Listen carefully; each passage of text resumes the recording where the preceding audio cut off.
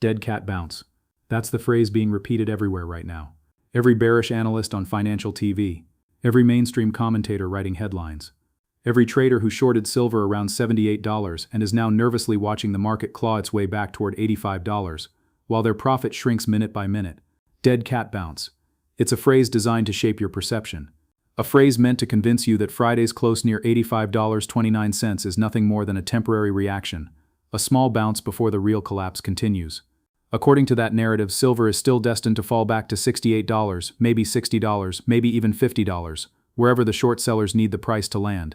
And to be fair, dead cat bounces are real. They happen all the time in financial markets. A market crashes hard, it rebounds briefly, then it collapses again, often falling even lower than before. It's a well-documented pattern that has destroyed countless trading accounts over the past few decades.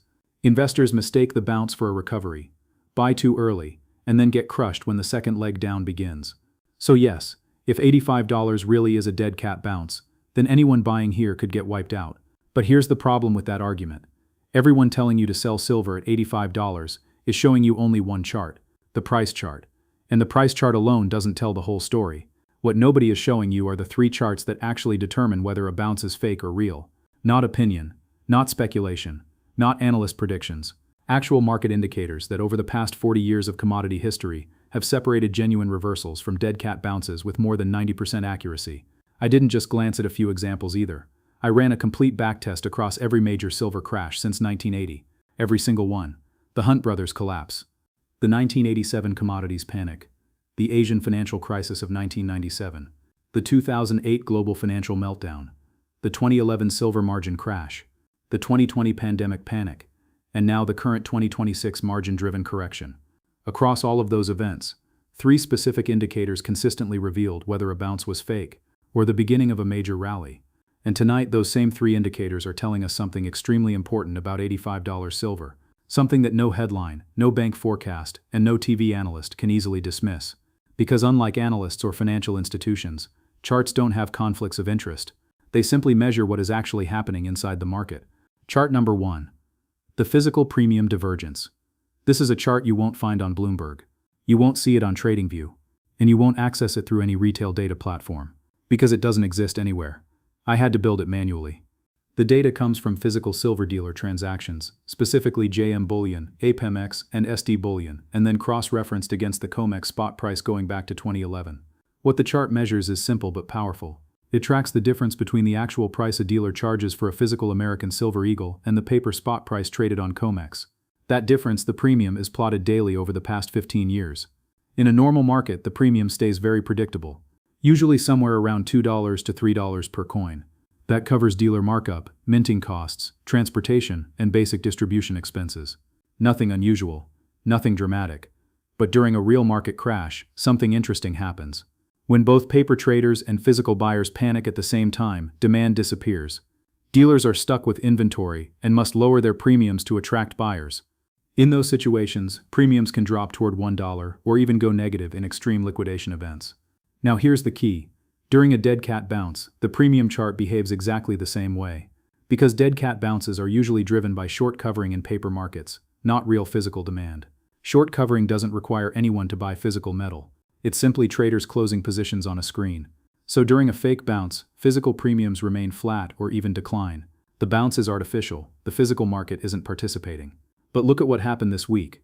When silver crashed from $96 down to $78, something extraordinary occurred. Physical premiums didn't fall.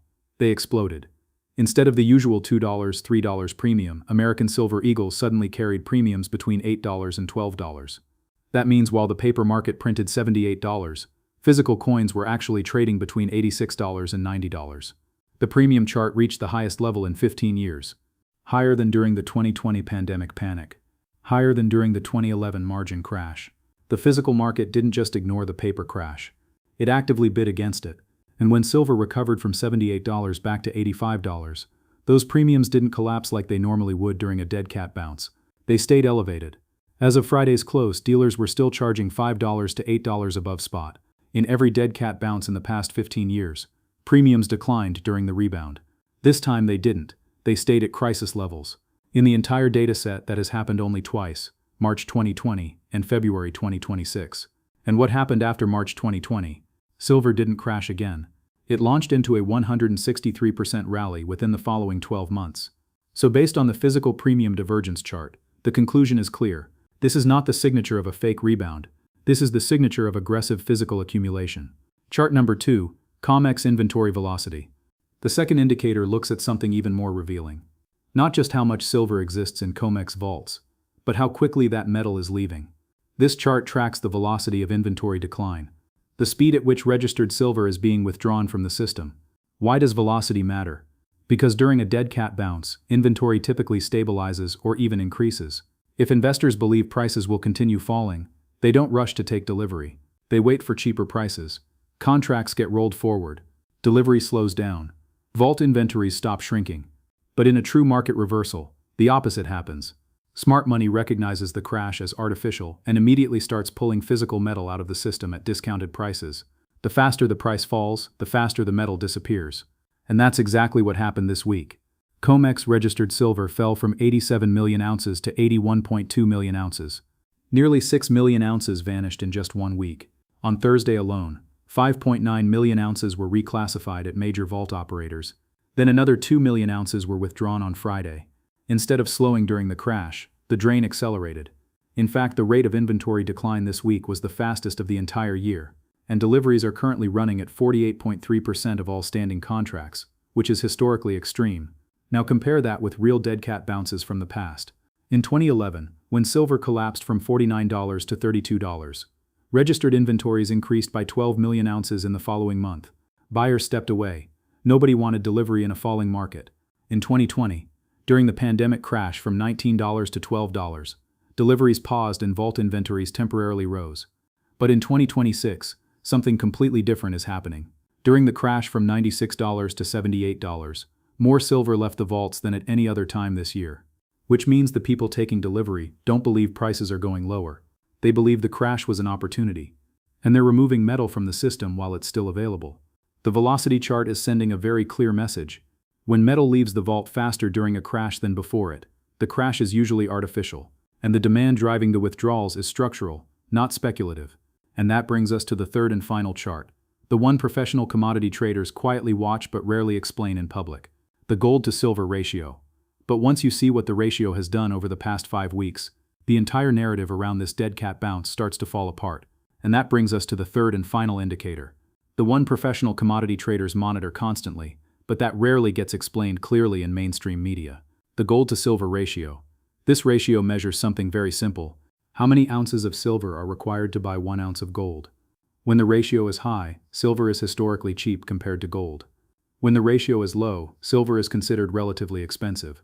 For decades, traders have used this relationship as one of the most reliable signals in the precious metals market.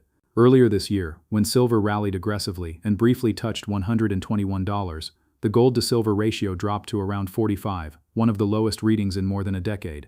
But during the recent correction, that ratio expanded dramatically. Within just 5 weeks, it surged from 45 to nearly 64. That's a 19-point expansion in an extremely short time frame. And here is where the historical data becomes incredibly important. Going back to 1971, every time the gold to silver ratio expanded by more than 15 points within 6 weeks, something remarkable happened afterward. Silver didn't continue collapsing. Instead, it outperformed gold by an average of 23% over the next 90 days, not most of the time, every single time. Across 11 separate events over 55 years, the pattern repeated. Why does this happen? Because such a rapid expansion usually signals that silver has been temporarily suppressed relative to gold. And when that suppression becomes extreme, institutional traders begin executing what's known as a relative value trade. They go long silver and short gold simultaneously. The moment large capital begins executing that strategy, the ratio naturally begins compressing back toward its historical average. And the historical mean for the current market cycle appears to be somewhere around 50 to 55. Now consider what that implies. If gold remains around $5,100 and the ratio compresses back to 55, silver would trade near $92. If gold pushes toward $5,500, which some models suggest could happen if geopolitical tensions continue rising, then a ratio of 55 would place silver almost exactly at $100. And if the ratio overshoots toward 50, silver could move even higher. But here's the most important detail. During a dead cat bounce, the gold to silver ratio normally keeps expanding. Capital flows out of silver and into gold as investors seek safety. That continued expansion is one of the clearest signatures of a fake rebound. But that's not what happened this week. The ratio peaked near 64 on Wednesday, and within 48 hours, it began compressing back towards 62. That's the opposite of dead cat behavior. Instead of continuing higher, the ratio began reverting almost immediately after hitting an extreme. Historically, that pattern has preceded nearly every major silver recovery. But there's an additional factor that makes the 2026 setup even more powerful. Before the crash, the ratio was sitting at 45, extremely low. That tells us something important. The previous rally wasn't driven purely by speculation. It was driven by structural demand, industrial demand, investment demand, supply constraints. When a structurally driven bull market experiences a sudden margin-driven crash, the ratio can temporarily spike. But once that distortion corrects, the rebound can be extremely violent. If the ratio moves from 64 back to 50, silver would gain roughly 30–40% relative to gold. At gold $5,100, that implies silver near $102. At gold $5,500, silver approaches $110. Which leads to the conclusion from chart number 3. This is not the behavior of a dead cat bounce. It is the behavior of a mean reversion beginning to unfold. Now step back and look at the bigger picture. We now have 3 completely independent indicators, each measuring a different part of the market. Physical premium divergence, showing extreme physical demand. COMEX inventory velocity, showing accelerating metal withdrawals. Gold to silver ratio reversion, showing institutional relative value positioning. Each indicator individually has shown more than 90% historical accuracy in distinguishing fake bounces from genuine reversals. And right now, all 3 are signaling the same thing. For all 3 to be wrong at the same time, based on historical independence, the probability is less than 0.1%, roughly 1 in 1,000. So what happens next?